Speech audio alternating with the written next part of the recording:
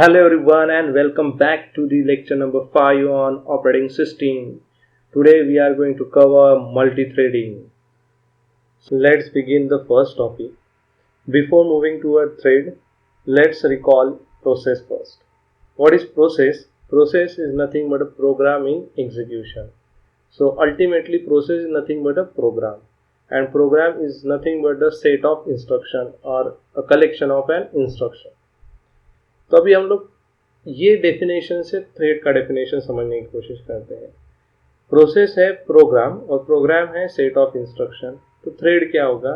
Thread is nothing but a small part of your process जो एक task perform करके देगा। तो आपके प्रोग्राम के अंदर मल्टीपल टास्क परफॉर्म करने के लिए आपने अलग अलग कोड लिखे हैं या फिर अलग अलग फंक्शन लिखे हैं। तो आप क्या करोगे? उन कोड को सेपरेट आउट करोगे डिपेंड अपॉन दी टास्क और उसको हम कॉल करेंगे एज अ थ्रेड। तो एक प्रोसेस के अंदर, एक प्रोग्राम के अंदर मल्टीपल टास्क परफॉर्म करने के लिए अलग अलग थ्रेड हम लोग क्रिएट कर सकते हैं। So that is nothing but a thread. तो थ्रेड क्या करता है? Thread is nothing but a basic unit of CPU utilisation. ये आपको बताएगा कि सीपीयू यूटिलाइजेशन कैसे करना चाहिए और किस तरह से करना चाहिए, वो उसका बेसिक यूनिट हो गया। अभी मैं आपको थ्रेड का रियल टाइम एग्जांपल देने की कोशिश करता हूँ।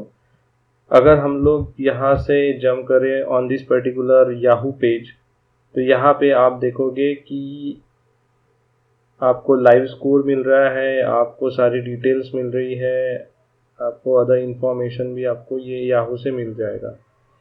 सो it is a program which is written and loaded on the server. और जैसे मैं याहू का रिक्वेस्ट करता हूँ तो ये पर्टिकुलर पेज मेरा लोड हो जाता है।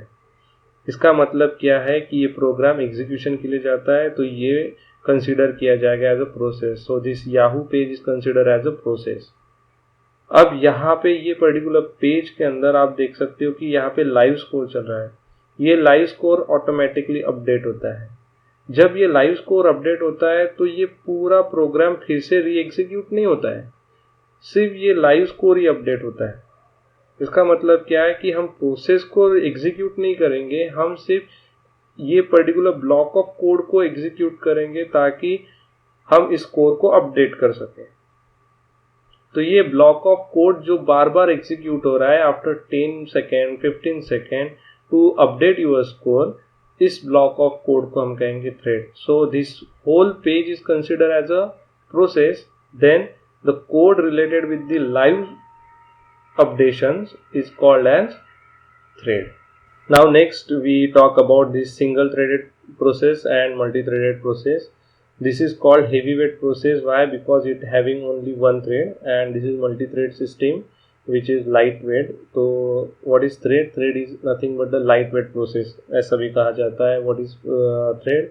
Thread is a basic unit of CPU utilization ऐसा भी कहा जाता है। What is thread? Thread is nothing but the small part of your process ऐसा भी कहा जाता है। यहाँ पे आप क्लियरली देख सकते हो कि मल्टीपल थ्रेड हम लोगों ने क्रिएट किए हैं इनटू द सिंगल प्रोसेस। तो what thread comprises? Thread comprises with register, program counter, stack and the thread ID which identify the thread. तो अगर आपके पास में थ्रेड आईडी है तो आप पता कर सकते हो कि ये थ्रेड आईडी या फिर ये पर्टिकुलर थ्रेड कहाँ से बिलोंग करता है। So here you will find register and stack for this particular thread. Here also you will find register and stack for this particular thread. Here you will find register and stack for this particular thread. Here you will find register and stack for this particular thread. Now here only we have single thread with us. इसलिए जो भी process का register और stack होगा वही आपके thread का register stack होगा। Now here you will find code section which contain code of your process. Then here you will find data जहाँ पे local variables, global variables की information रहेगी, and then files which contain information regarding the file belongs to the process, जो open है close है वो सारी status information भी यहाँ पे रहेगी। तो ये जो section है ये section हम लोग share करते हैं amongst the thread which is belongs to the common process। तो यहाँ पे सिंगल थ्रेड है ये पर्टिकुलर प्रोसेस के लिए, तो ये code section, data section, file section इसी पर्टिकुलर थ्रेड को बिलोंग। यहाँ पे 3 थ्रेड है तो तीनों थ्रेड के लिए एक ही कोड सेक्शन होगा, डेटा सेक्शन होगा और फाइल सेक्शन होगा। ऐसा नहीं होगा कि ये पर्टिकुलर थ्रेड के लिए code section, data section, file section अलग है, ये पर्टिकुलर थ्रेड के लिए code section, data section, file section अलग है। ऐसा नहीं होगा, क्योंकि ये बिलोंग करेगा प्रोसेस को। तो ये प्रोसेस के अंदर जितने थ्रेड्स होंगे उसके लिए ये कॉमन इंफॉर्मेशन रहेगी। सो this is nothing but the single thread system and multi thread system. अभी मैं आपको एक और एग्जांपल दूंगा जहाँ पे मल्टी थ्रेड सिस्टम वर्क करता है। हमारे पास में वर्डप्रेस या फिर वर्ड डॉक्यूमेंट होता है। तो यहाँ पे अगर आप ये वर्ड डॉक्यूमेंट को अगर कंसिडर करते हो तो this is one of the process जिसके अंदर ये जो ग्राफिकल यूजर इंटरफेस रिप्रेजेंट हो रहा है उसके लिए एक अलग से थ्रेड चलेगा। जो इनपुट हम लोग दे रहे हैं वो इनपुट रीड करने के लिए अलग से एक थ्रेड चलेगा। तो आप जहाँ पे इनपुट टाइप कर रहे हो, देखिए, तो यहाँ पे जैसे आप इनपुट टाइप करोगे तो यहाँ पे ग्रामर भी चेक कर रहा है ऑटोमेटिकली। तो ये बताएगा कि आपने गलत स्पेलिंग मेंशन किया है। तो आप इसके ऊपर जैसे क्लिक करते हो तो आपको करेक्ट स्पेलिंग के ऑप्शन भी दिखाई देता है। तो आप यहाँ से करेक्ट स्पेलिंग को चूज कर सकते हो। सो what is this is nothing but a thread which is executing in this particular process. तो ग्रामर चेक करना या फिर ग्राफिकल यूजर इंटरफेस देना या फिर इनपुट को रीड करना, so these are nothing but the threads which is executing in this particular process. तो ये एक सिंपल सा एग्जांपल है related with the multi thread system. अभी हम लोग एक और मल्टी थ्रेडेड सिस्टम के बारे में बात कर लेते हैं। That multi threaded system is your client server. अब देखिए, क्लाइंट क्या करता है, सर्वर को रिक्वेस्ट करता है और सर्वर क्या करता है, सर्वर क्लाइंट को रिस्पॉन्ड करता है। अब क्लाइंट सर्वर की अगर हम बात कर लेते हैं तो internet is the best example of client server. अब सपोज कीजिए याहू और या फिर google.com, आप इंटरनेट पे google.com डालते हो और आपको फटाक से रिप्लाई आता है कि होम पेज जो भी होगा वो आपको डिस्प्ले हो जाएगा। अब सपोज करते हैं कि अगर गूगल ये सिंगल थ्रेडेड सिस्टम होता तो क्या होता था कि वो सिचुएशन में सर्वर सिर्फ एक ही पर्टिकुलर थ्रेड को एग्जीक्यूट कर पाता था। अगर एक थ्रेड एग्जीक्यूट होता था तो सिर्फ एक ही क्लाइंट को आप सर्विस दे पाते थे, ना कि मल्टीपल। लेकिन यहाँ पे तो ऐसा होता नहीं है। इंटरनेट पे एट द सेम टाइम हजारों लाखों लोग याहू या फिर गूगल को रिक्वेस्ट करते हैं और हजारों लाखों लोगों को सर्विस प्रोवाइड होती है फ्रॉम द गूगल और द याहू। तो इसको समझना है तो अभी हम लोग आगे वाले एग्जाम्पल को कंसिडर करते हैं। ये है एक शॉप, मिठाई का शॉप है, ये सेकंड शॉप है, ये भी मिठाई का शॉप है। तो यहाँ पे आप देख सकते हो सिर्फ यहाँ पे एक बंदा खड़ा है जो यहाँ पे सर्विस प्रोवाइड कर रहा है। तो ये shop is consider as a process और ये बंदा जो है इसे हम लोग कहेंगे थ्रेड। तो एक थ्रेड सिस्टम होने की वजह से यहाँ पे रश बढ़ चुका है और लोग वेटिंग में चले गए। तो यही सिचुएशन होती अगर गूगल या फिर Yahoo single threaded system work करता। दूसरा पिक्चर रिप्रेजेंट कर रहा है मल्टी थ्रेडेड सिस्टम। तो ये शॉप कंसिडर की जाएगी एज अ प्रोसेस और यहाँ पे मल्टीपल एम्प्लॉयज खड़े दिखेंगे आपको, that is consider as a multiple thread. तो अगर कोई क्लाइंट आता भी है तो मल्टीपल एम्प्लॉय के कारण उस क्लाइंट को जल्दी सर्विस मिलेगी, तो यहाँ पे रश भी नहीं होगा, वो क्लाइंट अपनी सर्विस लेके बाहर जा सकता है। तो इसी तरह से कुछ वर्क करेगा आपका Google in a multi thread system.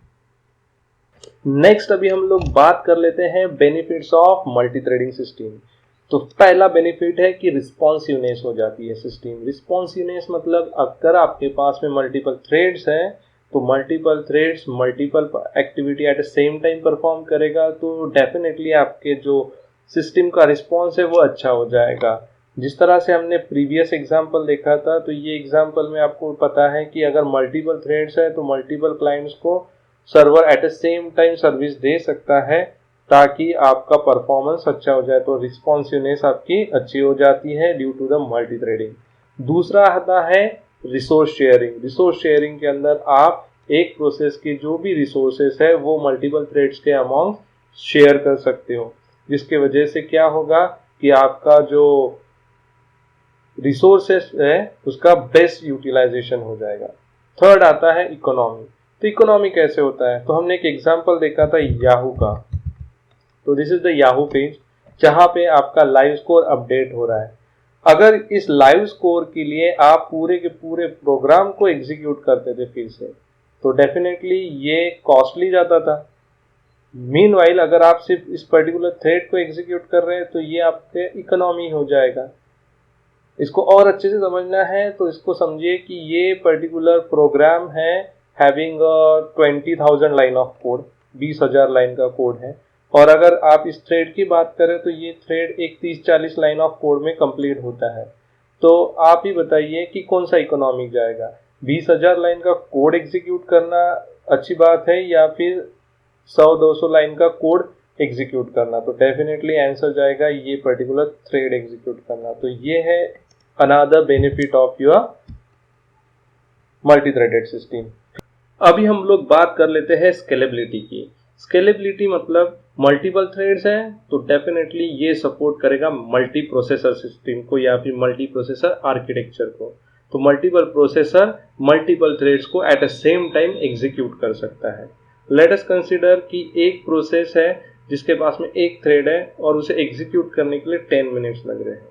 Now we divide that same process into multiple threads and वो मल्टीपल थ्रेड्स मल्टीपल प्रोसेसर के ऊपर साइमल्टेनियसली या फिर पैरेलली एग्जीक्यूट हो रहा है। अब ये पैरेलली अगर एग्जीक्यूट होगा तो डेफिनेटली उसे 10 मिनट्स तो लगने वाले नहीं है, वो 10 मिनट से कम टाइम लेगा। तो इस तरह से हम स्केलेबिलिटी बढ़ा सकते हैं। सो नाउअडेज जैसे ही प्रोसेसर का नाम निकलता है तो लोग बात करना शुरू कर देते हैं, I have dual core system, I have quad core system, octa core system, hexa core system. तो ये होता क्या है, it is nothing but a multi core processor. यहाँ पे मल्टीपल कंप्यूटिंग कोर्स को हम सिंगल चिप के ऊपर बिल्ड करते हैं और ये सिंगल कोर अपीयर होता है as a separate processor to the operating system, जो आपके प्रोसेस को या फिर आपके टास्क को कंप्यूट करके देता है। मल्टी थ्रेड प्रोग्रामिंग एक मैकेनिज्म प्रोवाइड करता है जिसका यूज करके हम मल्टी कोर की इफिशिएंसी बढ़ा सकते हैं, साथ ही साथ हम कॉन्करेंसी को इम्प्रूव कर सकते हैं। कंसीडर कीजिए एक एप्लीकेशन जिसके पास में 4 थ्रेड है, लेकिन अगर वो एप्लीकेशन आप सिंगल कोर पे रन करोगे तो ना ही कॉन्करेंसी आएगी ना ही इफिशिएंसी बढ़ेगी। लेकिन अगर आप उसे मल्टी कोर सिस्टम के ऊपर एग्जीक्यूट करोगे तो what is concurrency? Concurrency is nothing but the how many threads executing parallelly. तो वहां से आपको कॉन्करेंसी इंप्रूव करके मिलेगा और साथ ही साथ मल्टीपल थ्रेड्स मल्टीपल कोर पे एग्जीक्यूट करोगे तो कोर का भी इफिशिएंसी बढ़ जाएगा। सो this is all about the multi core programming. जैसे ही हम लोग मल्टी कोर सिस्टम की अगर बात कर लेते हैं तो प्रोग्रामर के सामने बहुत सारे चैलेंजेस खड़े होते हैं। तो वो चैलेंजेस कौन से हैं? तो पहला चैलेंज है डिवाइडिंग एक्टिविटीज। आपको क्या करना पड़ेगा, यहाँ पे आपको एग्जामाइन करना पड़ेगा आपके एप्लीकेशन को और उन एरियाज को फाइंड आउट करना पड़ेगा जिसका यूज करके आप अपने एप्लीकेशन को डिवाइड कर सकते हो इनटू नंबर ऑफ टास्क। ये है आपके लिए सबसे बड़ा चैलेंज। और वो टास्क को जब आप एग्जीक्यूशन के लिए दोगे तो आपको चेकआउट करना पड़ेगा कि कोई टास्क ज्यादा काम कर रहा है, कोई टास्क कम काम ना करे, इक्वली ऑपरेशन परफॉर्म करने की एबिलिटी वहां पे होनी चाहिए। तो ये हो गया हमारा second challenge, that is balance. Third challenge है डेटा स्प्लिटिंग। आपके पास में हर प्रोग्राम से रिलेटेड कुछ ना कुछ डेटा होगा, तो आपको डेटा को इस तरह से डिवाइड करना है ताकि वो आप अपने अपने टास्क के अकॉर्डिंग टू स्प्लिट कर सके या फिर असाइन कर सके।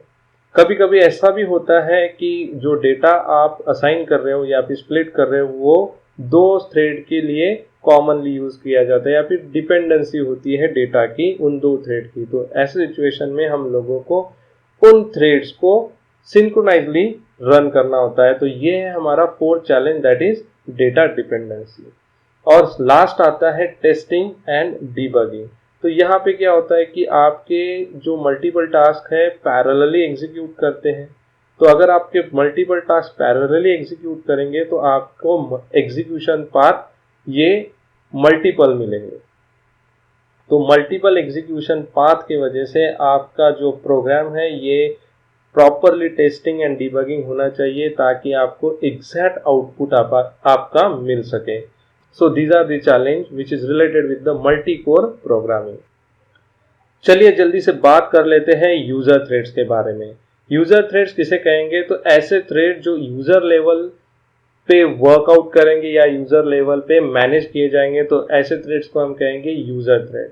बेसिकली 3 प्राइमरी लाइब्रेरीज होती हैं यूजर थ्रेड्स की। तो पहला लाइब्रेरी होगा POSIX या फिर पी थ्रेड्स कहा जाता है, Win32 थ्रेड्स, और थर्ड आता है जावा थ्रेड्स जिनके बारे में हमें पता है।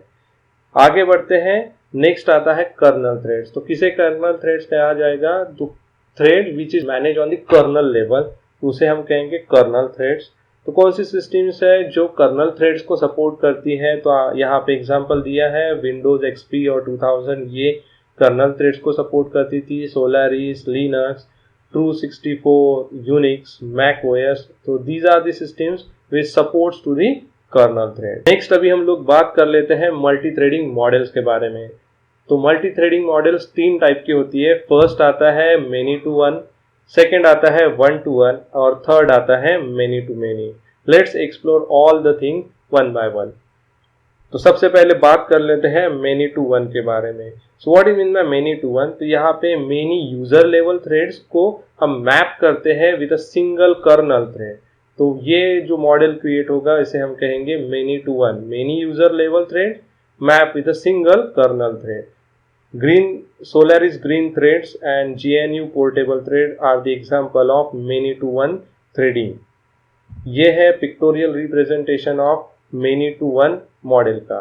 तो यहाँ पे आप देख सकते हो क्लियरली कि आपके पास में सिंगल कर्नल थ्रेड है जो मैप किया है with a multiple user thread. So this is nothing but the many to one model.